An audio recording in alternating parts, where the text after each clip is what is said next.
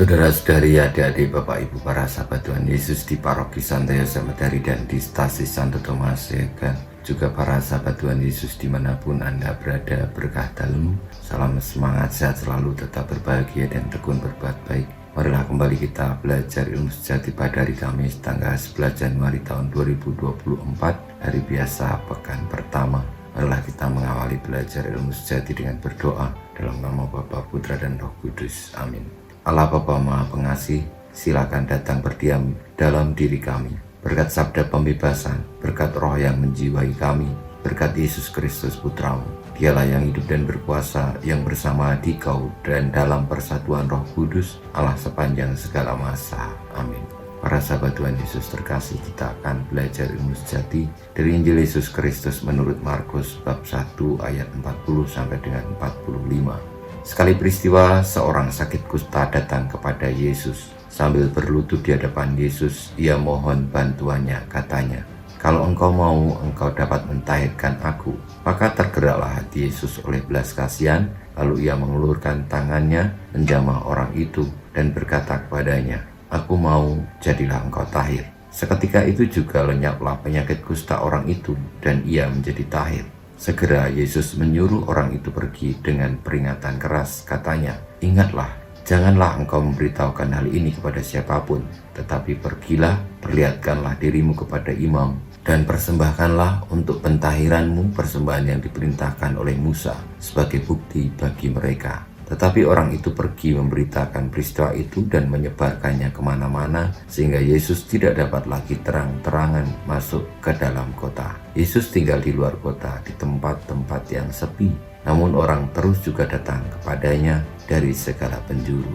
Demikianlah sabda Tuhan, terpujilah Kristus. Para sahabat Tuhan Yesus yang terkasih, kehadiran Tuhan Yesus di tengah-tengah orang Israel pada awalnya memang begitu spektakuler karena Tuhan Yesus mampu menyembuhkan hal yang sebenarnya manusia biasa tidak bisa menyembuhkan.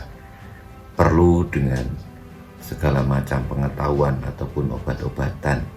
Tetapi Tuhan Yesus cukup dengan sabda bahwa ketika ia mengendaki seseorang sembuh dari penyakitnya, maka orang itu akan sembuh. Sebagaimana juga ada seorang yang sakit kusta lalu bertemu dengan Tuhan Yesus dan percaya kepada Tuhan Yesus, lalu memohon bantuan Tuhan Yesus agar Tuhan Yesus berkenan menyembuhkan melalui sabdanya. Akhirnya permohonan si kusta diterima dan Tuhan Yesus mengendaki juga bahwa orang itu sembuh. Maka cukup dengan bersabda, akhirnya orang itu sembuh. Saudara-saudari yang terkasih, karena Kristus adalah kehadiran Allah sendiri, maka sabdanya penuh dengan kuasa. Maka ia hadir bukan untuk membuat kehebohan di antara manusia, tetapi sebenarnya adalah untuk mewartakan pertolongan, mewartakan kuasa Allah hadir di tengah-tengah manusia untuk menyelamatkan dan membela manusia. Meski demikian, terkadang manusia tidak sungguh-sungguh ngerti, maka mereka akhirnya orang-orang itu mengagumi apa yang dilakukan Tuhan Yesus dan datang berbondong-bondong.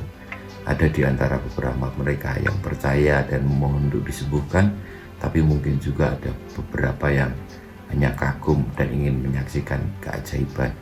Semoga kita semua boleh memiliki hati seperti hati Tuhan Yesus, yang tergerak oleh belas kasihan, yang siap sedia meskipun kita tidak memiliki kekuatan seperti Tuhan Yesus, tetapi karena percaya padanya kita boleh menjadi tanda kehadiran Kristus yang menyelamatkan bagi orang-orang yang membutuhkan di sekitar kita. Dengan keterbukaan kita akan kuasa Allah di dalam kasih Tuhan Yesus. Kita mohon berkat Tuhan, kemuliaan pada Bapa dan Putra dan Roh Kudus, seperti pada permulaan sekarang selalu dan panjang segala abad. Amin. Ya Yesus, jadikanlah hati kami seperti hati-Mu, Tuhan, bersama-Mu dan bersama Roh-Mu.